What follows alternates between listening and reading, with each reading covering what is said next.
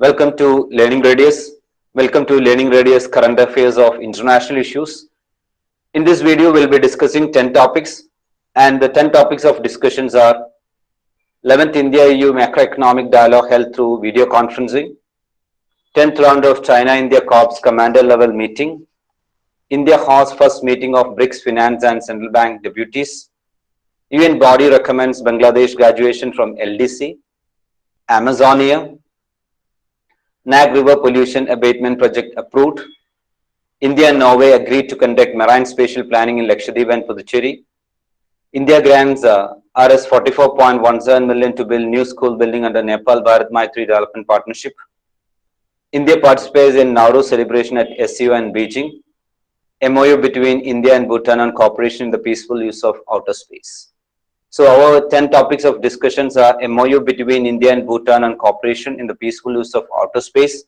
India participates in Nuru celebration at SCO and Beijing. India grants Rs 44.17 million to build new school building under Nepal Bharat Maitri Development Partnership. India and Norway agreed to conduct marine spatial planning in Lakshadweep and Puducherry. Nag River Pollution Abatement Project approved. Amazonia, UN body recommends Bangladesh graduation from LDC. India hosts first meeting of Brics Finance and Central Bank Deputies. 10th round of China-India Corps Commander level meeting. 11th India-EU Macroeconomic Dialogue held through video conferencing. So let's come to the first topic of discussion, that is 11th India-EU Macroeconomic Dialogue held through video conferencing.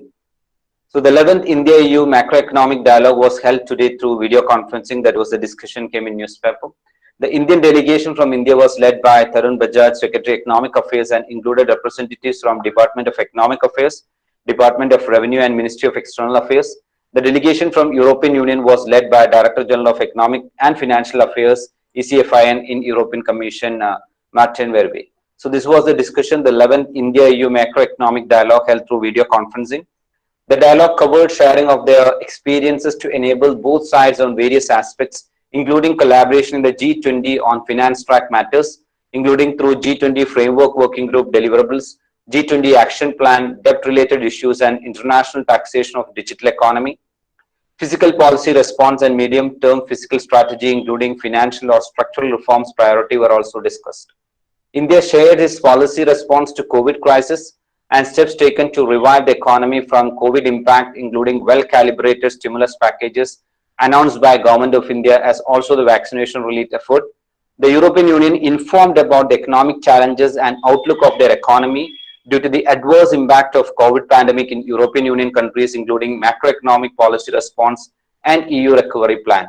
The dialogue concluded with the hope that both sides would be able to build stronger and deeper relations by entering into various bilateral cooperation arrangements which are of mutual interest to both sides. So European Union as a term, as an organization, at the same time as a term, is very important in UPSC preliminary point of view. So having a clear understanding about the fundamentals of European Union and all the basic details in connection with European Union, because Brexit is in discussion. So obviously European Union is also very important from UPSC prelims and mains point of view.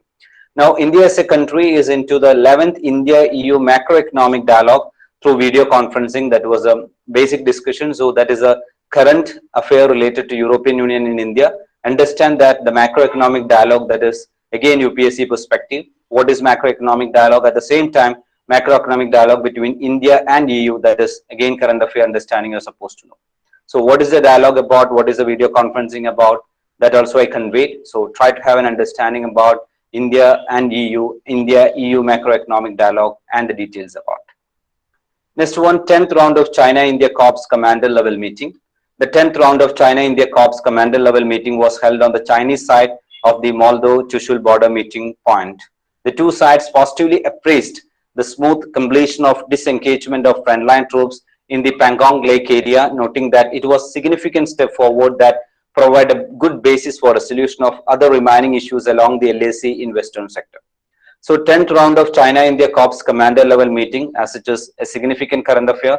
At the same time, the geographic location related to India and China, the 10th round of China-India Corps Commander level meeting was held on the Chinese side of the Moldo-Chushul border meeting point. So have an idea about the geographic location of Moldo-Chushul border meeting. The two sides positively appraised the smooth completion of disengagement of frontline troops in the Pangong Lake area, noting that it was a significant step forward that provided a good basis for resolution of other remaining issues along the LAC in Western sector. So that is about the 10th round of China-India Corps commander level meeting. And both the countries had candid and in-depth exchange of views on other issues along the LAC in Western sector. Two sides agreed to follow the important consensus of their state leaders, continue their communication and dialogue, stabilize and control the situation on the ground, push for a mutually acceptable resolution of the remaining issues in a steady and orderly manner so as to jointly maintain peace and tranquility in the border areas. So that is about the basic discussion related to India and China and the 10th round of China-India Corps commander level meeting. And in that Pangong Lake as it is important, Moldo-Chushul border as it is important. At the same time, India-China border geographic detail, there should be clarity in that. Next topic of discussion is India hosts first meeting of Brics Finance and Central Bank Deputies. India hosted a meeting of Brics Finance and Central Bank Deputies virtually. The meeting was co-chaired by Sri Tarun Bajaj, Secretary Economic Affairs, Ministry of Finance, and Dr. Michelle Patra, Deputy Governor, Reserve Bank of India. Other participants including Brics Finance and Central Bank Deputies of Brazil, Russia, China, and South Africa. India assumed the Brics chairmanship in 2021 at a time when Brics is celebrating its 15th anniversary. So that is the relevance of Brics in this particular year in 2021. India is chairing Brics at the same time Brics is celebrating its 15th anniversary. So Brics as an organization is very relevant right from its fundamentals, at the same time right from its current affairs, both from mains and prelims point of view. Now here India hosted a meeting of Brics Finance and Central Bank Deputies virtually. That was a discussion about. Under the theme Brics at 15, India-Brics Cooperation, India's approach is focused on strengthening collaboration through continuity, consolidation, and consensus. This was the first meeting on the Brics Financial Cooperation under India chairship in 2021. During the meeting, India shared priorities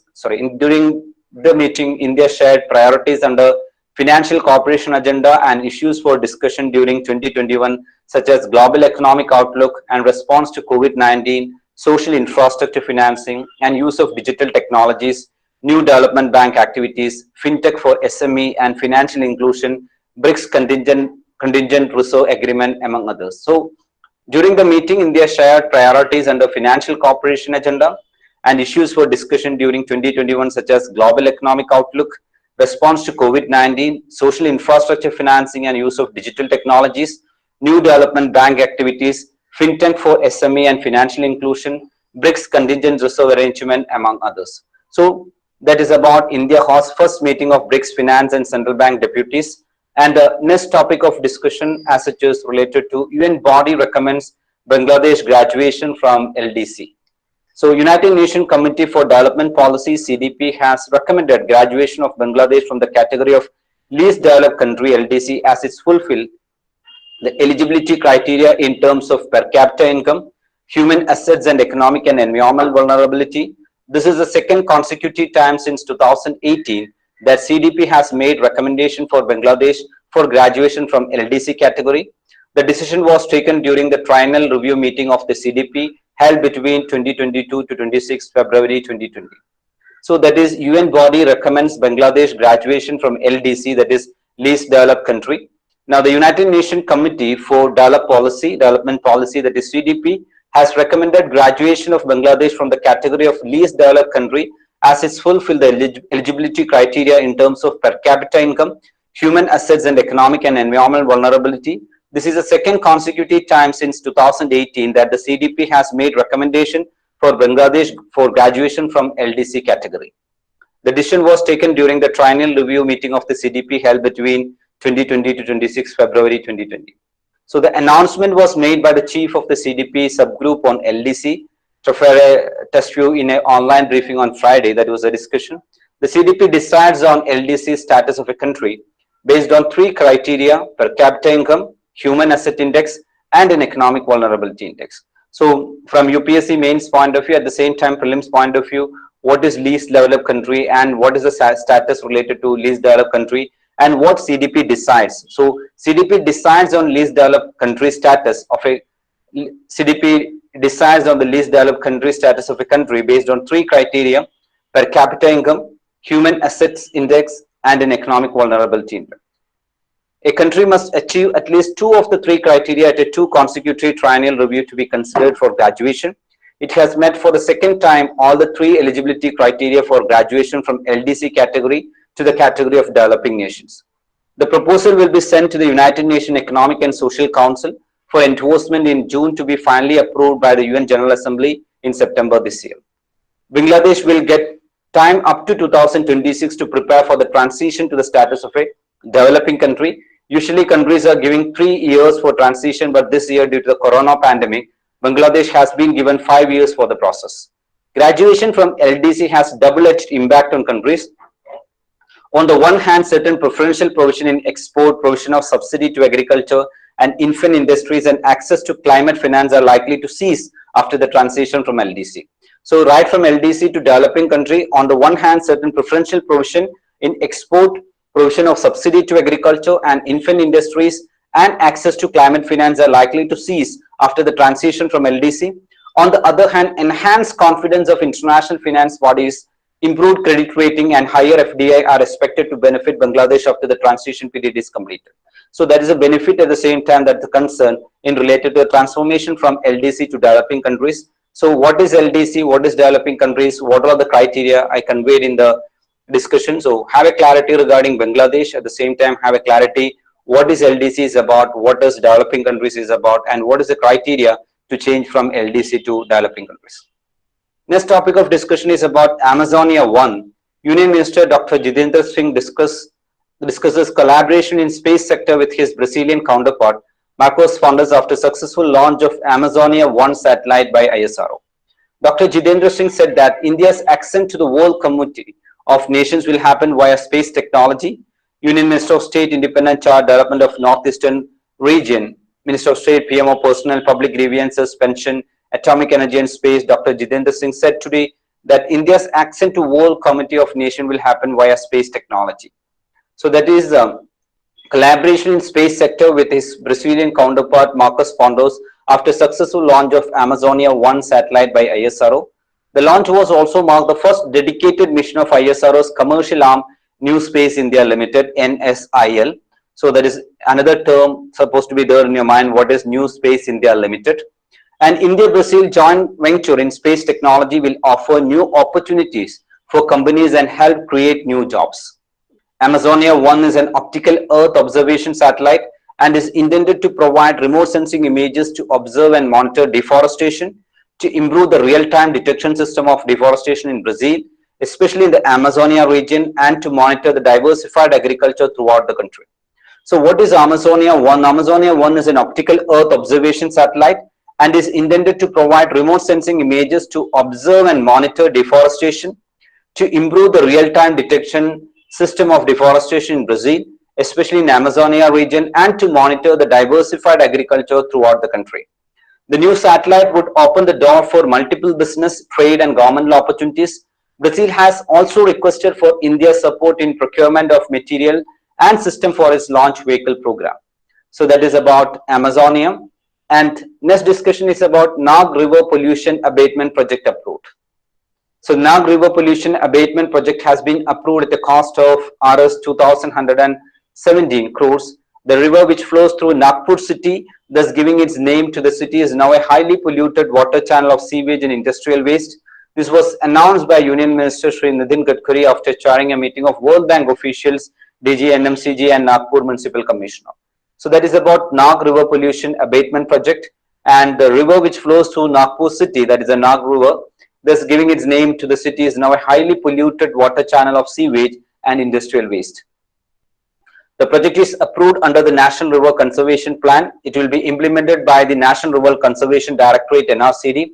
It will reduce the pollution level in terms of untreated sewage, flowing solid waste and other impurities flowing into the Nag River and its tributaries.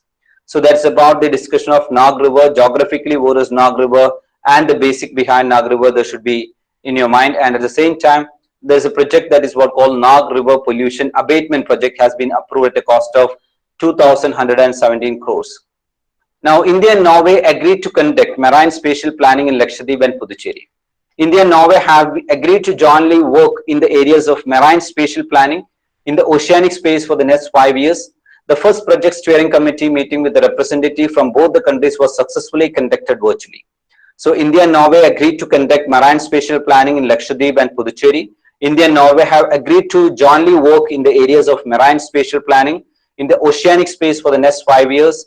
And first project steering committee meeting with the representative from both the countries was successfully conducted virtually.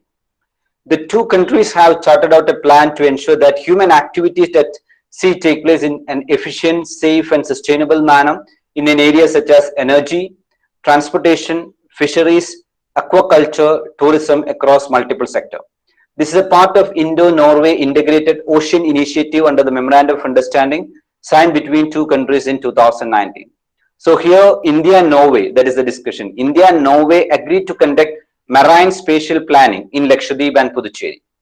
India and Norway have agreed to jointly work in areas of marine spatial planning in the oceanic space for the next 5 years. The first project steering committee meeting with representatives from both the countries was successfully conducted virtually. Two countries have charted out a plan to ensure that human activities at sea take place in an efficient, safe and sustainable manner in areas such as energy, transportation, fisheries, aquaculture, tourism across multiple sectors. This is a part of Indo-Norway Integrated Ocean Initiative under the Memorandum of Understanding signed between the two countries in 2019. Lakshadweep and Puducherry have been identified as pilot sites for the project. The two countries have decided to extend support for sustainable ocean resources utilization to advance economic and social development in coastal area. The initiative known as Marine Spatial Planning will be implemented by the Ministry of Earth Sciences through National Center for Coastal Research for India.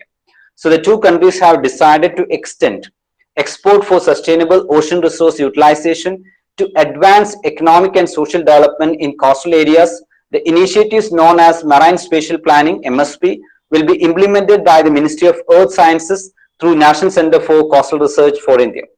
In its primary phase, NCCR will develop a marine spatial planning framework for Puducherry and Lakshadweep.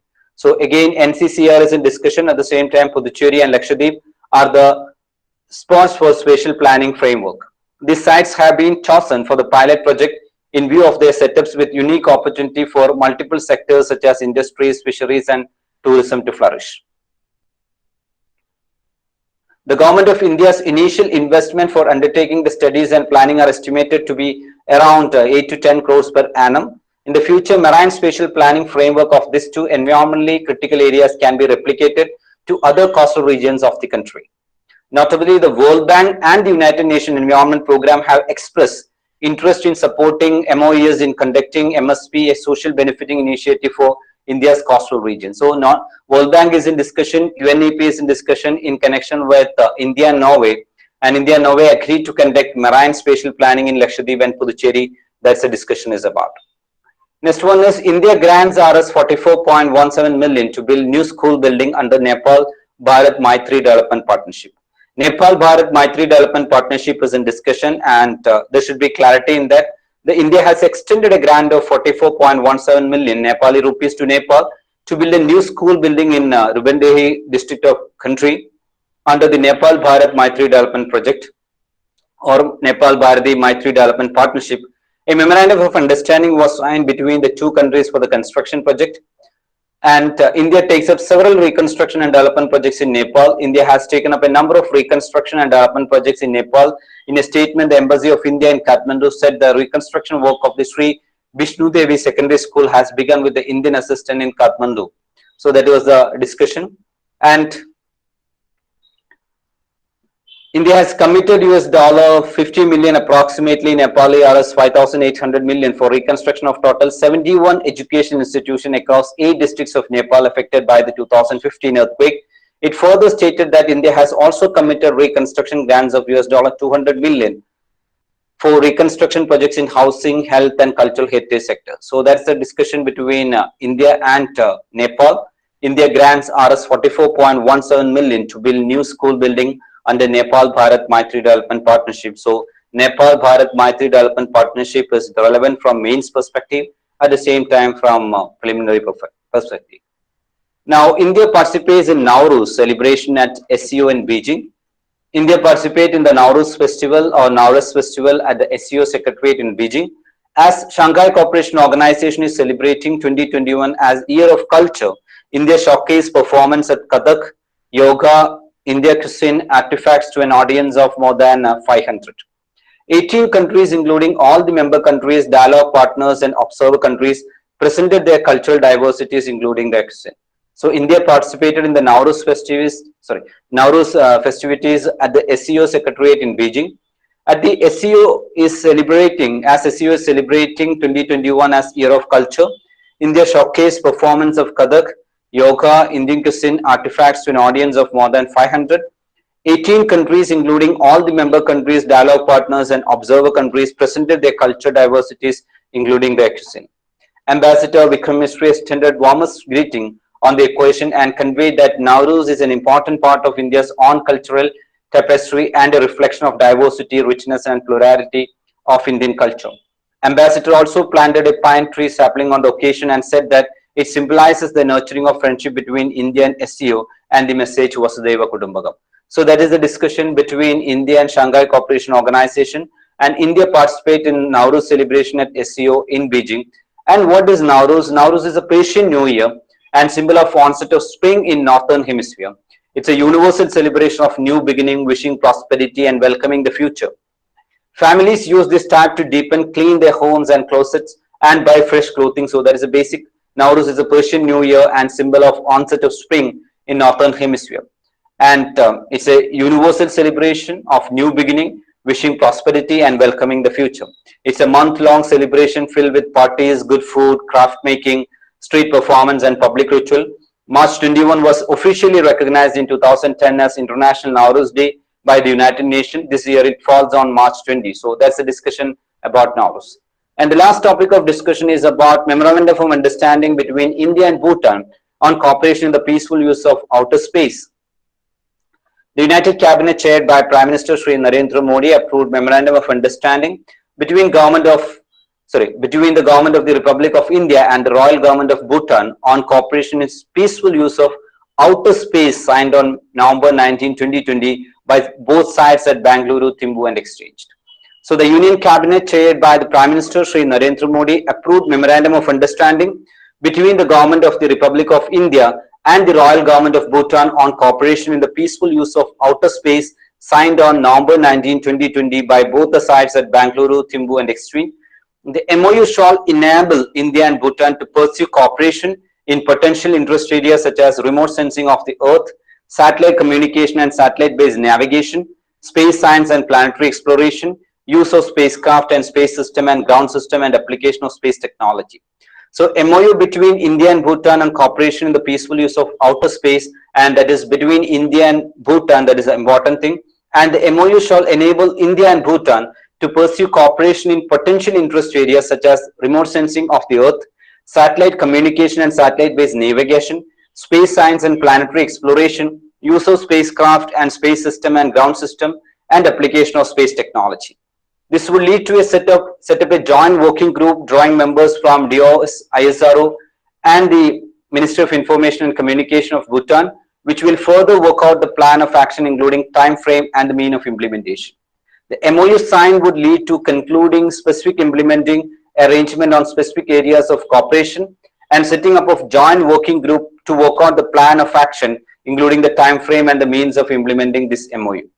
This will provide impetus to explore cooperation possibilities in the field of remote sensing of the Earth, satellite communication, satellite navigation, space science, and exploration of outer space. Cooperation with the Royal Government of Bhutan through this MOU would lead to develop a joint activity in the field of application of space technologies for the benefit of humanity. Thus, all section and region of the country will be benefited. So, that's about MOU between India and Bhutan on cooperation in the peaceful use of outer space. And India and Bhutan have been discussing on establishing formal space cooperation. A template for intergovernmental MOU for space cooperation was shared with Ministry of External Affairs in November 2017 for the further taking up with Bhutan. This draft was further discussed along with other cooperative proposals during the bilateral meeting in February in 2020. After a few iterations through diplomatic channel, both sides have arrived at a workable draft of the MOU, and the same was processed for internal approvals. After obtaining necessary approvals, the MOU was signed on November 19, 2020 by both sides and exchanged. So that's about MOU between India and Bhutan on cooperation in the peaceful uses of outer space, and that is a significant development between India and Bhutan, and you should have clarity regarding what is this cooperation is about and what is India and Bhutan on cooperation in peaceful use of outer space in detail.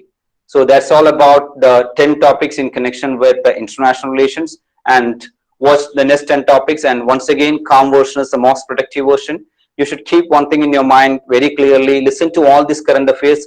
At the same time, you should have understanding how UPSC frame questions. So listen to analysis videos. So in analysis video, I conveyed in international relations in each and every area how UPSC is framing a question right from current affairs. So listen to all these current affairs. At the same time, you should have an extra eye related to all these topics, because UPSC frame either from the current affairs, sometimes they relate with GK of the current affair or the basic fundamentals of the current affair topic. So they can create questions in different manner. Watch the analysis video and understand the manner in which UPSC framed the question right from the current affairs. So have a great time. Calm version is the most productive version. Have a peaceful and productive study. Happy learning for all of you. Thank you. Meet you in the next video.